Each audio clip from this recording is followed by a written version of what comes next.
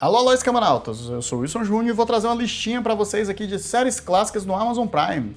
É o vídeo que eu fiz de séries do Amazon Prime, ele acaba tendo bastante visualização e tal, e as pessoas gostaram, as pessoas pediram, na realidade, outras séries originais do Amazon, mas não, se acalme, porque tem muita coisa clássica, já tá fechada, é bom que você não tenha aquele negócio de começa a série é cancelada no meio do caminho, séries que já estão aqui prontinhas para você assistir, e é isso que eu vou trazer aqui nessas 5 séries clássicas do Amazon Prime. Para começar a minha listinha, eu vou trazer uma que eu adorava, foi uma das séries que eu comecei, né, a assistir no início ali, né, quando ainda assistia séries na TV. Né? Essa série é House. Essa série ela tá ali dentro do conjunto com Heroes, Lost, né, as séries ali dos meados dos anos 2000 que fizeram muito sucesso e que, de certa forma, são elas que dão pontapé para essa nova leva de séries, né, que no fim das contas vai culminar no conteúdo principal, eu acho que as pessoas consomem hoje em dia, justamente com as séries dos streamings e da Netflix. Mas elas dão início e são um pontapé. E o House é uma dessas séries. Aqui a gente vai ver, de certa forma, uma adaptação de Sherlock Holmes. O que House é, na verdade, é isso, né? Ou pelo menos assim ele começa na proposta.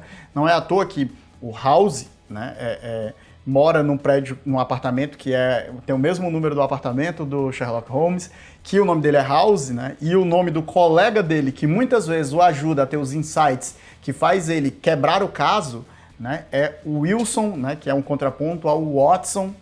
E no fim das contas a gente tem a história aqui de um médico, né? Que é responsável por diagnósticos. E ele recebe pacientes que as pessoas não estão conseguindo diagnosticar, né? Muitas vezes já terminais, à beira da morte, e ele é responsável ali por tentar curar aquelas pessoas, descobrir qual é aquela doença das pessoas.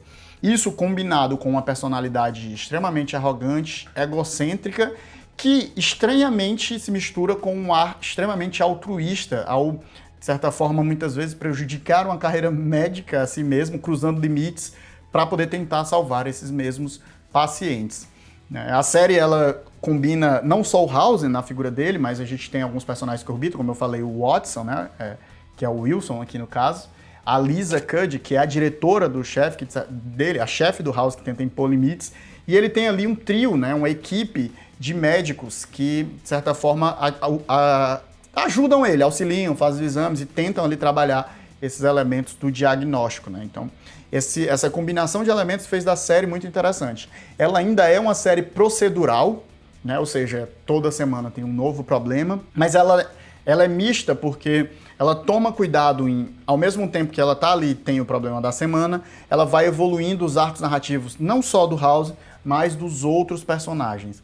Né? A gente tem uma atuação brilhante, né, por parte do Hugh Laurie, que faz o House, e é um dos grandes papéis dele. Por sinal, ele tá voltando agora, no que vem tem uma série que vai sair com ele, uma série de humor com ficção científica, e eu tô muito ansioso. Então fica essa indicação aí pra vocês que nunca tenham visto. Eu só sugiro que se você tem um probleminha com doenças, não vá. Não vá porque tem coisas muito bizarras e você vai ficar ali com a sua paranoia de doença no máximo, assim, no ápice. Mas House, fica essa indicação. A minha quarta indicação aqui, o quarto colocado dessa listinha, o número 4, é Parks and Recreation, uma série que eu assisti ano passado, em 2019, pela primeira vez. Escutava muito as pessoas falando dessa série, especialmente por conta de outra série que também está nessa lista aqui, mas eu não vou dar spoilers. Mas Parks and Recreation, na verdade, conta a história centrada na Leslie Knope, né? Mas obviamente tem vários outros personagens ali. Ela é no formato de mockumentary, ou seja, aquele documentário falso, né? Parece que estão sendo gravados, os personagens falam muitas vezes com a câmera e etc. E a gente acompanha um departamento de parques e recreação, né, que é responsável por lazeres públicos, né, lá dos Estados Unidos.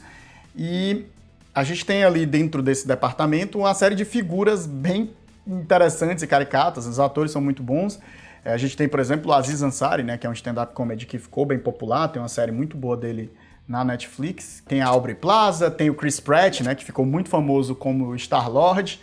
Então é uma série que vai lidar com isso, né? Com esses dilemas e com as tentativas dessa personagem que o sonho dela é chegar à presidência dos Estados Unidos e ela está dando ali os seus primeiros passos na política ao lidar com um departamento público da sua pequena cidade. Ela é uma série de personagens, é uma série que, tipo, inicialmente, e personagens e situações, E inicialmente talvez você não se engaje tanto, mas ela é aquelas séries que com o passar do tempo você vai começando a conhecer melhor esses vários personagens, as personalidades dele, e você vai gostando e ele vai criando uma série de piadas internas e payoffs internos, não só pro grupo ali do elenco, mas para você, do público que está acompanhando a narrativa no seu longo prazo, né? Então é uma narrativa muito divertida, muito bem atuada, com personagens muito caricatos, mas com arcos muito interessantes dentro dessa narrativa e que vão se transformando e modificando e aprendendo entre eles. É uma série que já está completa, se eu não me engano ela tem 7 temporadas, são episódios curtos, né, de 20 minutos, mas super divertidos. Fica aqui a indicação para vocês, Parks and Recreation. O número 3 dessa listinha é a série Community, essa série aí que acho que lançou para o mundo o Childish Gambino, né, ou Donald Glover, né, que é esse artista aí multitalentoso. A série dele, Atlanta, tá na Netflix, né, os discos dele, né, fez muito sucesso ano passado, ou foi ano retrasado, com a música This Is America. Mas é um rapper talentoso, um roteirista talentoso, um ator talentoso, ele é muito talentoso, mas a série não é sobre ele, calma, a série é sobre um advogado que perde a sua licença para advogar e ele decide voltar para uma faculdade para conseguir um diploma, porque na verdade o diploma dele era falso, apesar dele era um excelente advogado, argumentador e etc. Tinha uma licença falsa, e ele volta para a faculdade para poder conseguir uma nova licença, e aí ele vai para uma chamada Community College. Lá nos Estados Unidos, eles têm essa espécie de universidade pública, não é bem pública, mas ela é mantida também com verba pública, e são universidades locais, né, que acabam tendo cursos menores e são muito mais baratas, né? As universidades nos Estados Unidos, elas são privadas, e elas são muito, muito, muito caras, né? As pessoas costumam fazer poupanças a vida inteira para quando chegar o filho aos 18 anos poder pagar a universidade, ou pelo menos parte da universidade, né? E conseguindo assim uma bolsa. Então, essas universidades são alternativas para pessoas que querem buscar formações, muitas vezes técnicas, né? Para conseguir um lugar melhor dentro do mercado de trabalho.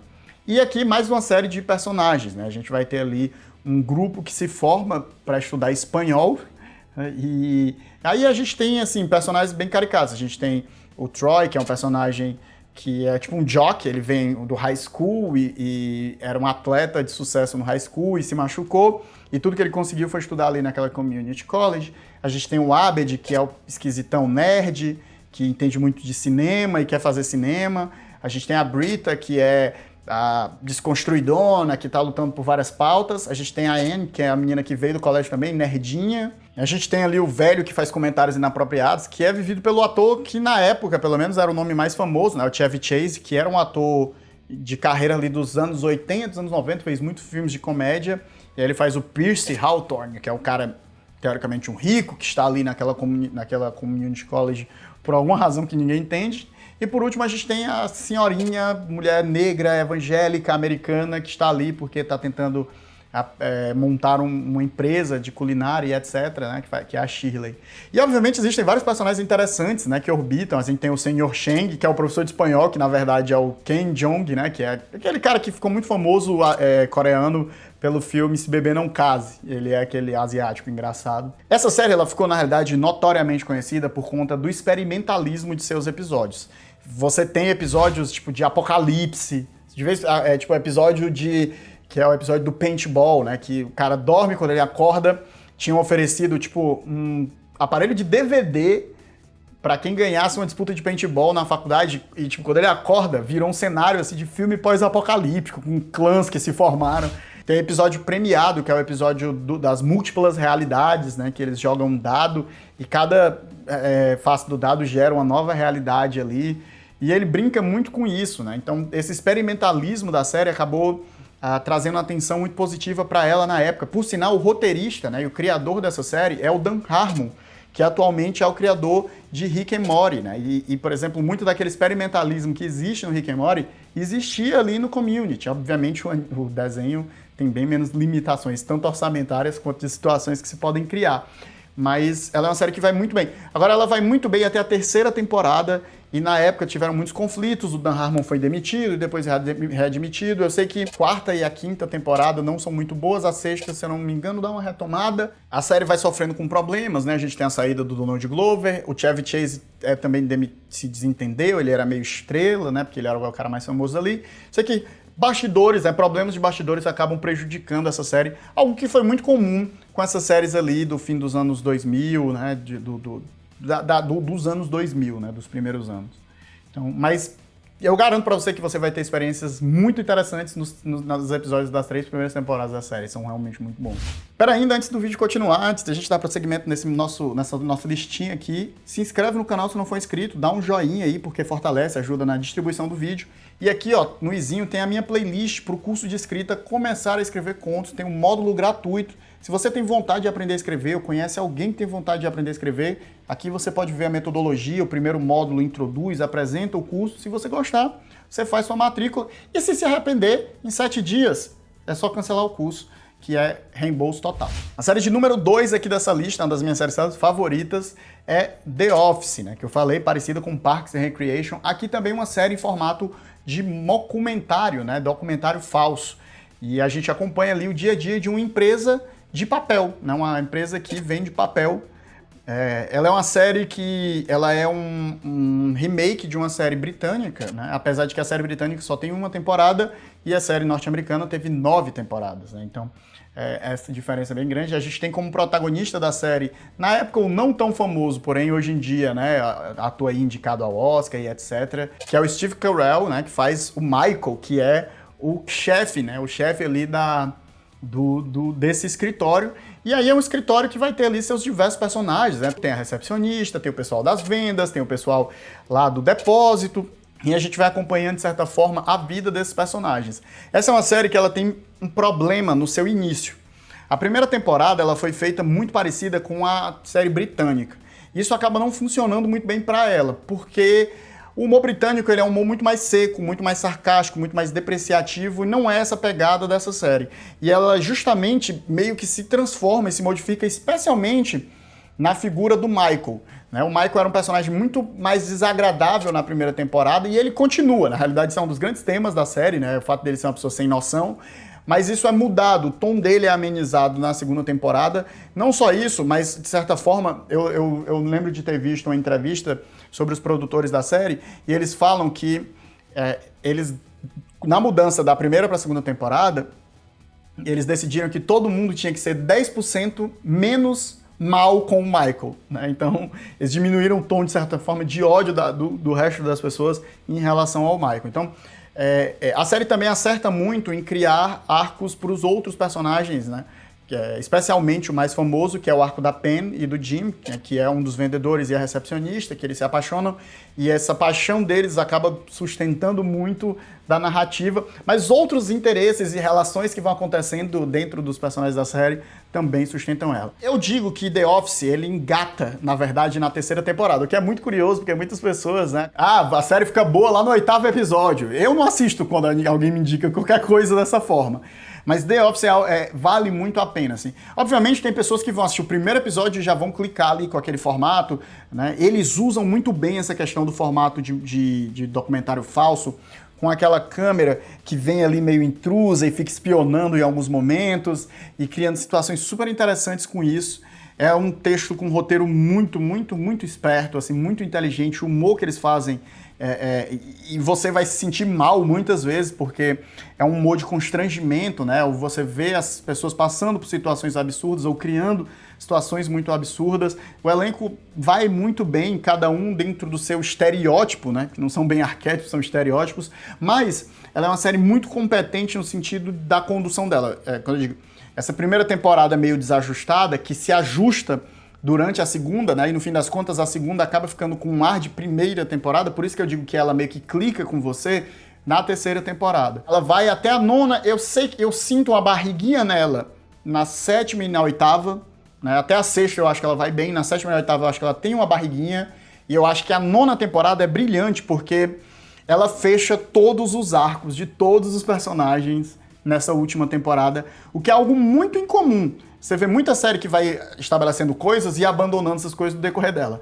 É impressionante a capacidade que esses roteiristas tiveram de pegar as várias pontinhas que eles tinham deixado no decorrer dessa história e amarrando elas nos últimos episódios. Então, muito legal. Fica a indicação para todo mundo. The Office é muito boa. Por fim, eu acho que a série que eu mais gosto dessa lista aqui, que é a série número 1, Friday Night Lights. Essa é uma série pouco conhecida, é a série que lançou aí o ator que tá aí no estrelato também, que é o Michael B. Jordan, mas também lançou vários nomezinhos ali, tem vários pequenos nomes que estão com suas carreiras aí dentro do espaço de Hollywood. A gente vai acompanhar a vida do Coach Taylor, que se muda para uma cidadezinha do interior do Texas, né, a cidade de Dillon, e ele vai ser o coach, né, o líder, o treinador do time de futebol americano de um high school, né, da cidade de Dillon, que é o Dillon Panthers. E lá nos Estados Unidos, o high school futebol é muito popular, assim como o college futebol, né, o futebol universitário, assim como a NFL. E lá é muito competitivo, né? Por exemplo, nessas cidades pequenas, né? Tudo, na realidade, na cidade gira em torno desse pequeno time de futebol. E aí a gente vai tanto lidar com a vida familiar do treinador, do coach, quanto a gente vai lidar com a vida desses vários atletas, né? E esses atletas muitas vezes estão em situação de pobreza, e várias situações, questões raciais. Eu gosto de dizer que ele é uma espécie de malhação com o futebol americano. Mas ela é uma série que vai muito mais além disso, porque os dramas e as atuações são muito boas, o que cria, né, uma narrativa bem interessante. Essa série ela sofre de um problema na segunda temporada dela, que é um problema que aconteceu com todas as séries da época dela, que foi a crise, né, da greve dos roteiristas. Os roteiristas em Hollywood entraram em greve, fizeram piquete, pararam de escrever e várias séries foram prejudicadas em suas temporadas por conta dessa crise dos roteiristas, né, por causa dessa greve dos roteiristas. E basicamente a segunda temporada dessa série, eu gosto dela, mas os elementos dela meio que são ignorados na terceira temporada. Basicamente a maioria das coisas que acontecem dentro da segunda temporada meio que são ignoradas na terceira temporada. Ela tem só 4 temporadas, é uma série curtinha, mas, cara, muito interessante, é um drama, né? É realmente uma série que o foco dela é muito mais nos dramas dos personagens, nas relações dele, a gente tem arcos super interessantes. Realmente é uma série que você se conecta profundamente com os personagens, com as narrativas dele, com os interesses deles.